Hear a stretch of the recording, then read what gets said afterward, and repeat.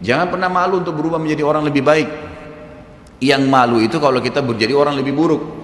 Ingat, peluang-peluang ibadah yang anda sudah sia-siakan, wallahi Bapak Ibu sekalian, demi Allah anda akan sesali nanti. Di hari kiamat nyesal, ya Allah, kenapa dulu saya nggak puasa Senin itu ya? Nyesal, ya Allah, kenapa dulu saya nggak sholat tahiyat masjid ya?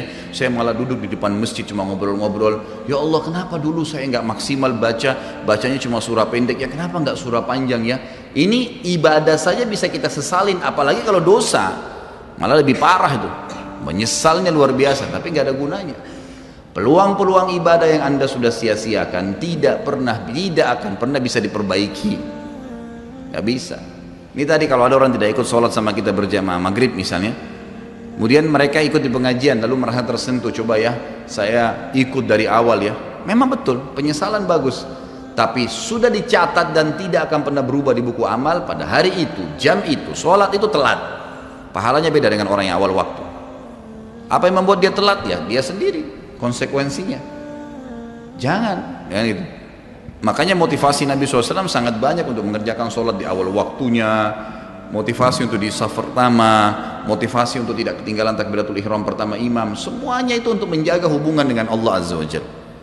Jadi untuk dekat dengan Allah harus memaksakan diri dalam ibadah dan harus memaksakan diri untuk meninggalkan dosa. Bagaimana tangganya untuk sampai ke sana? Ilmu, majlis ilmu. Hadir di majelis ilmu seperti ini Bapak Ibu sekalian, saya bukan mengatakan karena saya menyampaikan, siapa saja di antara teman-teman dai yang sampaikan, semoga Allah ikhlaskan niat kita semua, itu harus dihadiri, harus. Hadiri majelis ilmu akan mengubah kita. Kalau tidak, dengar, bawa Walkman, bawa headset, bisa dengar di HP kita. Sekarang bisa daripada kita nonton, orang banyak habisin pulsanya hanya nonton YouTube hal-hal yang tidak ada manfaatnya. Nonton ceramah tuh, dengarin sambil belanja, sambil macet di jalan, pasang headset di kuping, kemudian kita dengarin ceramah-ceramah itu. Tambah ilmu dengan ilmu, tidak ada kata cukup. Kata para ulama salaf, ilmu itu, ilmu syar'i yang merupakan tangga membawa kita kepada hubungan dengan Allah yang sangat baik, karena dengan keimanan akan muncul, iman akan muncul dengan ilmu itu. Ya, dia akan memberikan setengah hidupnya dengan cara kita membayar dia dengan seluruh hidup kita. Nggak bisa. Seminggu sekali itu nggak cukup, nggak cukup. Apalagi ada orang sebulan sekali, apalagi ada orang cuman kalau lagi ada waktu lowong, ini nggak bisa. Kita sibuk Bapak Ibu sekalian memberikan makan tubuh kita, makan makanan, minum macam-macam variasi, betul untuk fisiknya sehat, tapi ruhnya kurus, kerempeng, sakit, itu luar biasa. Tapi kalau kita balik, fisik kita yang biasa cukup kenyang sudah, tapi ruh kita berikan kesehatan yang luar biasa. Orang kalau ruhnya yang sehat Bapak Ibu sekalian, semuanya jadi kecil buat dia. Julaibib radhiyallahu anhu sahabat Nabi itu, saking kecilnya badannya itu sampai diangkat oleh Nabi SAW dengan satu telapak tangan karena kecilnya badannya. Tapi di perang ya Uhud dia bisa membunuh 7 orang kafir. Tidak ada hubungannya dengan kecil badannya, tapi ruhnya kuat, besar.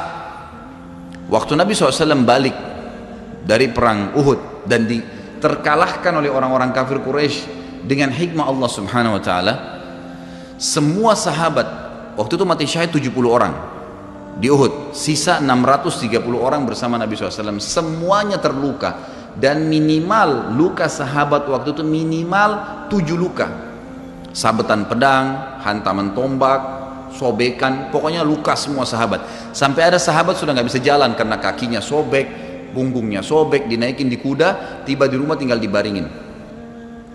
Lihat bagaimana para sahabat mengetahui bagaimana hubungannya dengan Allah Subhanahu wa taala dengan ilmu yang sudah tertanam yang Nabi SAW tanamkan dalam hati mereka, bisa mengubah segala sesuatu. Subhanallah, tiba pulang menjelang maghrib ke kota Madinah, istirahatlah para sahabat ini, mereka lagi obatin obat luka mereka. Nabi SAW dapat wahyu menyuruh Nabi SAW dan para sahabat keluar mengejar Quraisy. Quraisy ini jumlahnya waktu itu ya 1.000 orang, 3.000 orang pasukan Quraisy, yang terbunuh cuma sekian belas saja mereka.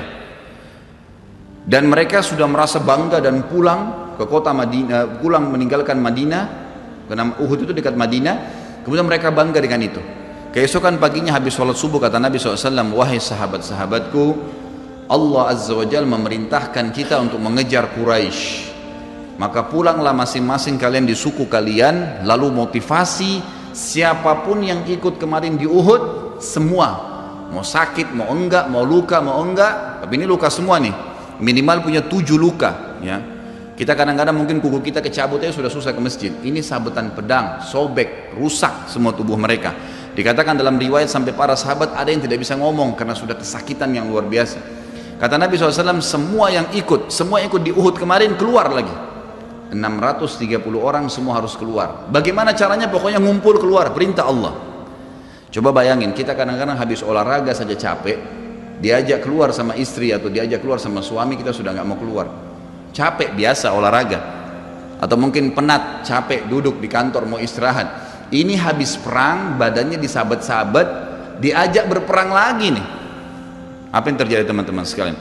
Pulanglah pimpinan-pimpinan suku sahabat ini, dimulai dengan Sa'ad bin Mu'adz radhiyallahu anhu, sahabat Nabi yang mulia, luar biasa ini.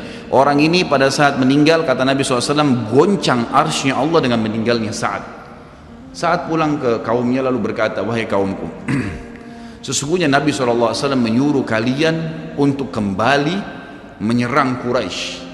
Pada saat itu mereka lagi kumpul saling ngobatin luka, dan di depan mereka yang saling ngobatin luka itu adalah Usaid bin Khudair, sahabat Nabi yang mulia. Ini sahabat Nabi yang satu dari Aus ini, kalau membaca Al-Quran malaikat turun dari langit dengarin bacaannya, luar biasa.